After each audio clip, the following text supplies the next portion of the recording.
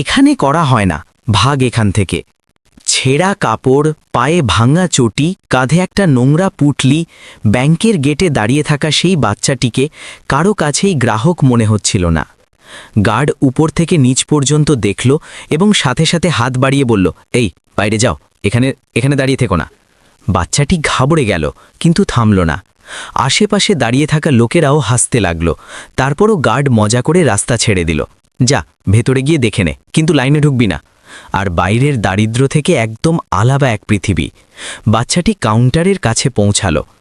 আমাকে টাকা জমা দিতে হবে। কাউন্টারে বসা কর্মচারী তার পুটলির দিকে তাকালো এবং হাসতে হাসতে বলল, এতে কত হবে? 100, 200। অন্য কাউন্টার থেকে আওয়াজ এলো, আরে আগে আসল গ্রাহকদের কাজ মেটাও। বাচ্চাটিকে একপাশে বসিয়ে দেওয়া হলো। সেই বাচ্চাটি পুটলি বুকে জড়িয়ে বেঞ্চে বসে রইল। প্রতি মিনিটে ভয় বাড়তে থাকল। সে নিজেই উঠে আবার কাউন্টারে চলে এলো। চোখে জল ছিল। ম্যাডাম, প্লিজ টাকা জমা করে নিন। যদি এগুলো হারিয়ে যায় তবে আমার মা বাবা খুব দুশ্চিন্তায় পড়ে যাবেন। এবার কর্মচারী বিরক্ত হয়ে গেল। আরে ঠিক আছে, খোলো পুটলি, দেখি কি এনেছ। যেমনই পুটলি খুলল, ঘরের হাওয়া বদলে গেল। পুটলিতে এমন কি ছিল যা দেখে ব্যাংক কর্মকর্তাদেরও চোখ আটকে গেল? জানার জন্য পুরো ভিডিও শেষ পর্যন্ত অবশ্যই দেখুন। বন্ধুরা, সকাল 11টা বাজে। সেই ব্যাংকের ভেতরে এসির ঠান্ডা হাওয়া ছিল। বাইরের দারিদ্র থেকে একদম আলাদা এক জগৎ ছিল। দামি স্যুট পরা ব্যবসায়ীরা যাতায়াত করছিল, বয়স্ক দম্পতি যাদের হয়তো ফিক্সড ডিপোজিট ছিল, তরুণ দম্পতি যারা হোম লোনের জন্য এসেছিল, এবং সব জায়গায় সাফল্য, সমৃদ্ধি আর ক্ষমতার সুগন্ধ। বাচ্চাটি ধীরে ধীরে ভেতরে ঢুকল। তার পা কাঁপছিল। পুটলিটি সে বুকে জড়িয়ে রেখেছিল যেন তার মধ্যেই তার পুরো পৃথিবী। কাউন্টারের কাছে পৌঁছালো। 3টি কাউন্টার ছিল, সবাই ব্যস্ত ছিল। প্রথম কাউন্টারে একজন মহিলা কর্মচারী বসেছিলেন, যিনি একজন বড় লোকের সাথে কিছু কাগজে সই করছিলেন। দ্বিতীয়টিতে একজন পুরুষ কর্মচারী, যিনি বড় লেনদেন সামলাচ্ছিলেন। তৃতীয়টিতে একজন নারী, যিনি সবচাইতে বেশি ব্যস্ত মনে হচ্ছিল। বাচ্চাটি তৃতীয় কাউন্টারের কাছে দাঁড়িয়ে গেল। আমাকে টাকা জমা করতে হবে। তার কণ্ঠস্বর খুব ছোট ছিল। কাউন্টারে বসা কর্মচারী, যার নাম ছিল প্রিয়া, নিজের নজর তুলল। প্রথমে তো সে খেয়ালই করল না। তারপর সে দেখল নোংরা কাপড়ে একটি ছোট বাচ্চা একটি পুরনো ঝোলা পুটলি ধরে আছে। প্রিয়ার হাসি এক মুহূর্তের জন্য থামল। তারপর জোরে হেসে উঠল। টাকা জমা করবে? এতে কত হবে? সে পুটলির দিকে অবজ্ঞার সাথে ইশারা করল, যেন কোনো খেলনা। 100, 200 নাকি 50 টাকা? অন্য কাউন্টার থেকে একটি আওয়াজ এলো, প্রিয়া, এটা বাচ্চাদের খেলার সময় নয়। যদি কোনো আসল কাজ থাকে তবে বলো, না হলে ওকে পাঠিয়ে দাও। তৃতীয় কাউন্টার থেকেও, আরে ব্যাংক ম্যানেজারকে বলি না যে গরিবদের কি হবে? এই লোকেরা শুধু লাইন বাড়ায় আর দুর্গন্ধ ছড়িয়ে দেয়। পুরো ব্যাংকে এক না বলা বোঝাপড়া ছিল। গরিব লোকেদের জন্য এখানে কোনো জায়গা নেই। দারিদ্র্য নিজেই একটি অপরাধ। প্রিয়া তার নজর আবার নিজের কাগজপত্রে দিল। ঠিক আছে, বসো ওখানে। যখন আমার কাজ শেষ হবে তখন দেখে নেব। বাচ্চাটিকে একটি কোণের বেঞ্চে বসিয়ে দেওয়া হলো, একা, উপেক্ষার সাথে। ভয় এবং অপেক্ষা। সেই বাচ্চাটি, যার নাম ছিল রাজু, পুটলি বুকে জড়িয়ে বেঞ্চে বসে পড়ল। প্রতি মিনিটে তার ভয় বাড়তে থাকল। ব্যাংকের লোক আসা দেওয়া করতে থাকল। কেউ তাকে দেখল এবং হাসল, কেউ সহমর্মিতায় মাথা নাড়াল, কেউ তো খেয়ালই করল না। একজন বয়স্ক মহিলা তার কাছে এসে মমতায় মাথায় হাত রাখলেন, কিন্তু তারপর তার মেয়ে তাকে টেনে নিল। মা, এই লোকেরা নোংরা হয়। 30 মিনিট কেটে গেল, 45 মিনিট, 1 ঘন্টা। প্রিয়া এখনও নিজের কাজে ব্যস্ত ছিল। দ্বিতীয় কাউন্টারে নতুন কর্মচারীরা চলে এসেছিল। তারপরও রাজুকে কেউ দেখছিল না। রাজুর হৃদস্পন্দন বেড়ে গেল। সবাই কোথা থেকে জানবে যে তার কাছে 10 লক্ষ টাকা আছে? যদি কেউ জেনে যায় যে তার কাছে এত বড় অঙ্কের টাকা আছে? যদি কোনো খারাপ লোক এটা জেনে যায়? যদি ব্যাংকের কোনো কর্মচারীর অন্য কোনো চিন্তা আসে? কিন্তু না, সে হার মানার মতো ছিল না। তার মা বাবা তাকে পাঠিয়েছিলেন, বাবা, এই টাকা ব্যাংকে জমা করে দাও। ঘরে রাখা নিরাপদ নয়। ব্যাংক সবাইকে রক্ষা করে। তোমাকে শুধু সাধারণ উপায়ে কাজ মিটিয়ে দিতে হবে, কোনো ঘাবড়ানোর কথা নেই। কিন্তু এখন রাজুর খুব ঘাবড়ানি হচ্ছিল। সে নিজেই উঠে আবার কাউন্টারে চলে এলো। চোখে জল ছিল। ম্যাডাম, প্লিজ টাকা জমা করে নিন। আমি খুব ঘাবড়ে গেছি। যদি এগুলো হারিয়ে যায় তবে আমার মা বাবা খুব দুশ্চিন্তায় পড়ে যাবেন, আর আমার ছোট বোনকে স্কুলে পাঠানো মুশকিল হয়ে যাবে। এই টাকা তারই জন্য। এবার প্রিয়া বিরক্ত হয়ে গেল। আরে ঠিক আছে, ঠিক আছে, খোলো পুটলি, দেখি কি এনেছ। তার গলায় এখনও উপহাস ছিল, কিন্তু একটি অসম্পূর্ণ কৌতূহল। সেই মুহূর্ত যখন সব কিছু বদলে গেল। যেমনই পুটলি খুলল, পুরো ব্যাংকের হাওয়া বদলে গেল। ভেতর থেকে বেরোলো 500 টাকার করে সোজা নোট। একটি নয়, দুটি নয়, 20টি নয়, পুরো 100 বান্ডিল নতুন নোট, এখনই ব্যাংক থেকে বের করা, সব কটি সঠিকভাবে গোনা, সব কটি সঠিকভাবে সংরক্ষিত। প্রিয়ার দম আটকে গেল। এটা তো... অন্য কর্মচারীরাও উঠে এলো, সবার কাজ বন্ধ হয়ে গেল। কত টাকা আছে? প্রিয়া দ্রুত গুনতে শুরু করল। 50, 100, 500, 1000, 2000, 5000, 10,000। এটা তো 10 লক্ষ। পুরো ব্যাংকে এক অন্যরকম ফিসফাস শুরু হয়ে গেল। বাচ্চার কাছে 10 লক্ষ? এটা কোথা থেকে এলো? চোর তো নয় তো? গরিব দেখাচ্ছে, কিন্তু এত টাকা কোথা থেকে আসে গরিবদের? এখন হাসি উধাও, তার জায়গা নিয়েছিল সন্দেহ, খুব গভীর, খুব বিষাক্ত সন্দেহ। সেই সন্দেহ যা সাধারণত গরিব মানুষদেরই দেওয়া হয়। তদন্ত শুরু। ম্যানেজারকে সাথে সাথে ডাকা হলো। ম্যানেজার মিসেস শর্মা, যিনি নিজের প্রাইভেট অফিসে বসেছিলেন, বাইরে বেরোলেন। কি হয়েছে ম্যাডাম? এই বাচ্চার কাছে 10 লক্ষ টাকা আছে। মিসেস শর্মার চোখ বড় হয়ে গেল। তিনি বাচ্চাটিকে ওপর থেকে নিচ পর্যন্ত দেখলেন। ছেঁড়া কাপড়, খালি পা, ঝোলা পুটলি। বলো, এটা তুমি এই টাকা কোথা থেকে পেলে? চুরি করেছ? কারো থেকে লুটেছ, নাকি তোমার বাবা মা এই টাকা ভুল উপায়ে কামিয়েছেন? রাজুর মুখ ফ্যাকাশে হয়ে গেল। না ম্যাডাম, আমার... কিন্তু তার কথা কেউ শুনল না। মিসেস শর্মা সাথে সাথে নিজের ফোন বের করলেন। পুলিশকে ডাকুন। সাথে সাথে পুলিশ আসে। পুলিশ এলো। থানায় দারোগা নিজে আসেননি, দুজন কনস্টেবল এলো। তারাও তাড়াহুড়োয় ছিল। তারা বাচ্চাটির বাহু ধরল। চল, থানায় চল। রাজুর পুরো পৃথিবী এক মুহূর্তে বদলে গেল। ঘাবড়ানি, ভয়, একাকিত্ব। লোক দেখছে, সবাই হাসছে। হ্যাঁ, গরিব লোকরাই চোর হয়, দেখে নিলে তো? রাজু সারা রাত কেঁদেছে। এখন কাঁদতেও পারছিল না। আমি কিছু চুরি করিনি, সত্যি। এই টাকা আমার মা বাবা জমি বিক্রি করে দিয়েছেন। কিন্তু কারো কানে কথা গেল না। পুটলি আর সব টাকা একটি প্লাস্টিক ব্যাগে ভরে দেওয়া হলো। একটি পুলিশ ট্যাগ লাগিয়ে দেওয়া হলো, এভিডেন্স, এক্সিবিট এ। আর রাজুকে ধরে নিয়ে যাওয়া হলো। ব্যাংকের লোক দেখতেই থাকলো। কেউ কিছু বলল না, কেউ থামালো না। থানায় অন্যায়ের শুরু। থানায় দারোগা সিং বসেছিলেন। খিটখিটে, চড়া গলার মানুষ।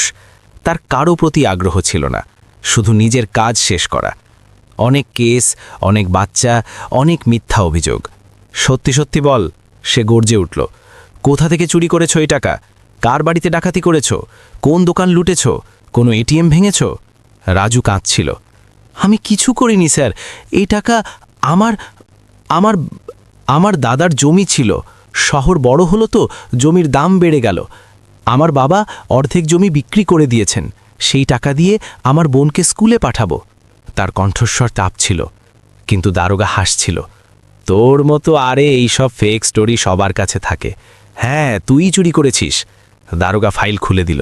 একটি নতুন ফাইল, একটি নতুন কেস, এবং লিখতে শুরু করল তারিখ। আজকের তারিখ। নাবালককে চুরির অভিযোগে ওয়ারেন্ট ছাড়াই গ্রেপ্তার। উদ্ধারকৃত ক্যাশ 10 লক্ষ। সন্দেহভাজন অপরাধমূলক কর্মকাণ্ড। অন্য কেসগুলোর জন্য সন্দেহ আছে। ব্যাস, এভাবেই কোনো তদন্ত ছাড়াই, কোনো সঠিক জিজ্ঞাসাবাদ ছাড়াই, কোনো অধিকার ছাড়াই, শুধু এই জন্য যে বাচ্চাটিকে গরিব দেখাচ্ছে। মা বাবার আশা। সেই রাতেই রাজুর মা বাবা খবর পেলেন। তাদের পৃথিবী ভেঙে পড়ল। পরের দিন সকালে তারা থানায় পৌঁছলেন। কাঁদতে কাঁদতে, আমাদের ছেলে চোর নয়, আমাদের ছেলে সৎ। এই টাকা কোথা থেকে এলো এটা আমরা বলতে পারি।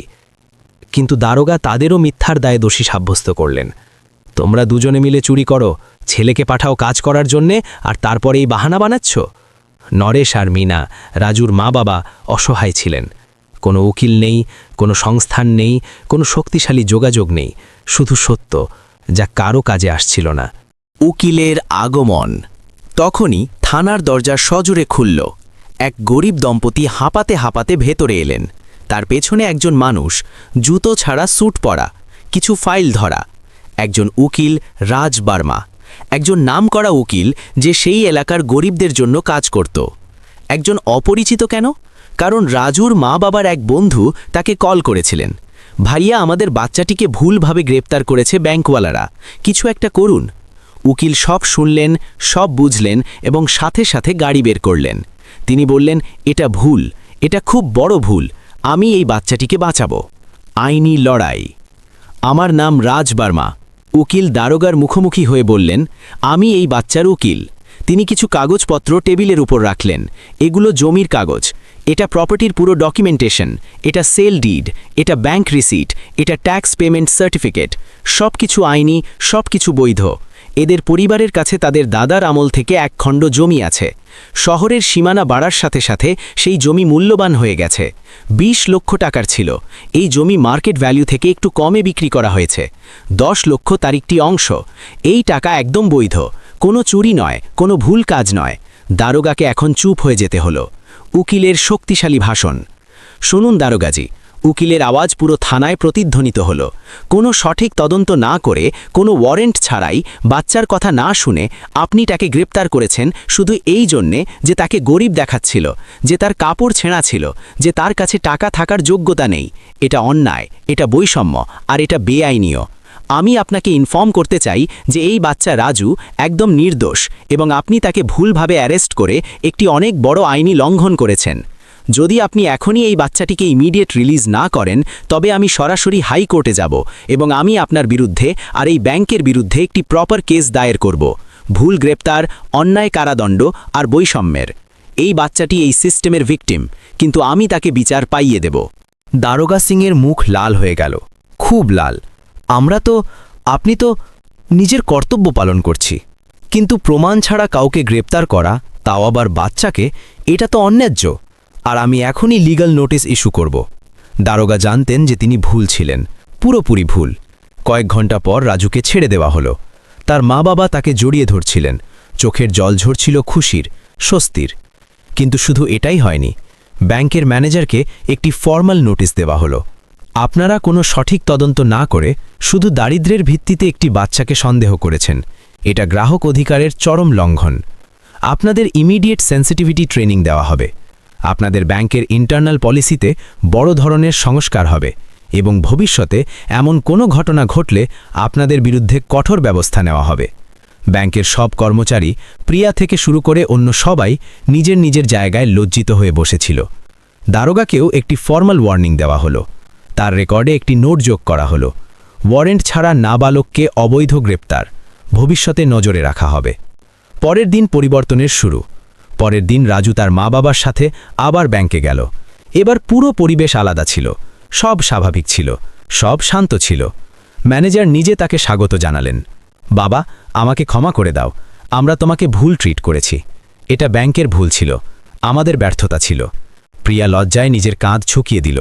বাবা, আমি সত্যিই খুব দুঃখিত, আমি তোমাকে ভুল বুঝেছিলাম। আমি তোমাকে শুধু তোমার কাপড় দিয়ে বিচার করেছিলাম, আর এটা খুব ভুল ছিল। প্লিজ আমাকে ক্ষমা করে দাও। রাজু শুধু মাথা নুইয়ে দিল, কোনো শব্দ নয়, শব্দের প্রয়োজন ছিল না। অ্যাকাউন্ট খোলা হলো। আর এবার যখন রাজুর টাকা জমা করা হলো তখন তাকে একটি স্পেশাল সেভিংস অ্যাকাউন্ট দেওয়া হলো। 10 লক্ষ টাকার প্রাথমিক ডিপোজিট। সিনিয়র ম্যানেজার নিজে অ্যাকাউন্ট খুললেন। সবচাইতে সঠিক সাহায্য দেওয়া হলো। এটিএম কার্ড দেওয়া হলো, পাসবুক দেওয়া হলো, অনলাইন ব্যাংকিং সেটআপ দেওয়া হলো এবং সম্মানের একটি বিশেষ টোকেন দেওয়া হলো। একটি পিগি ব্যাংক, যাতে লেখা ছিল, to Rajkumar at 11, a young man with integrity and courage, your honesty will take you far. গরিব পিতা নিজের ছেলের বাহাদুরিতে গর্বে বুক ফুলিয়ে চলছিলেন। তার চোখে খুশির জল ঝরছিল। আমার ছেলে আমার গর্ব। মা নিজের ছেলেকে জড়িয়ে ধরছিলেন। তুমি এই সব সহ্য করলে, তবুও সত্যি রইলে, খুব গর্বিত আমি। Systemic change. কয়েক মাস পর সেই ব্যাংকে একটি নোটিশ লাগানো হলো। একটি অনেক বড় নোটিশ, সবার সামনে, সব গ্রাহক এবং স্টাফদের জন্য গুরুত্বপূর্ণ বার্তা। যদি আমরা কাউকে শুধু তার কাপড় দিয়ে বিচার করি তবে আমরা ভুল করব। দারিদ্র্য কোনো অপরাধ নয়। প্রতিটি গ্রাহক, সে যতই গরিব দেখাক না কেন, সমান সম্মান আর মর্যাদার দাবিদার। প্রতিটি লেনদেন বৈধ, তা 50 টাকার হোক বা 50 লক্ষ টাকার। আমরা সব গ্রাহককে সমতা আর সম্মানের সাথে ট্রিট করব। এটা আমাদের প্রতিশ্রুতি, এটা আমাদের প্রমিস।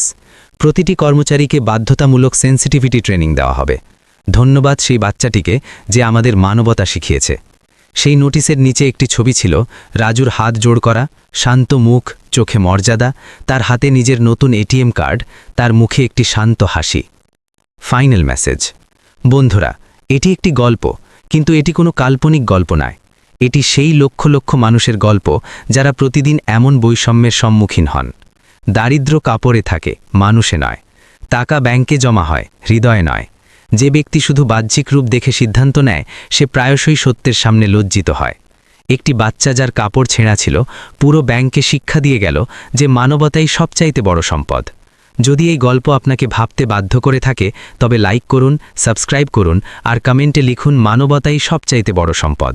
কারণ যতক্ষণ না আমরা অন্যদের তাদের কাপড় দিয়ে নয় বরং তাদের হৃদয় দিয়ে দেখব, ততক্ষণ অনেক সুন্দর সুন্দর গল্প আমাদের সামনে দিয়ে চলে যাবে আমরা তাদের না দেখেই। প্রতিটি বাচ্চা, প্রতিটি গরিব, প্রতিটি মানুষ সবার কাছে একটি গল্প আছে, সবার কাছে একটি স্বপ্ন আছে, সবার কাছে একটি অধিকার আছে সম্মানের, মর্যাদার, সমতার।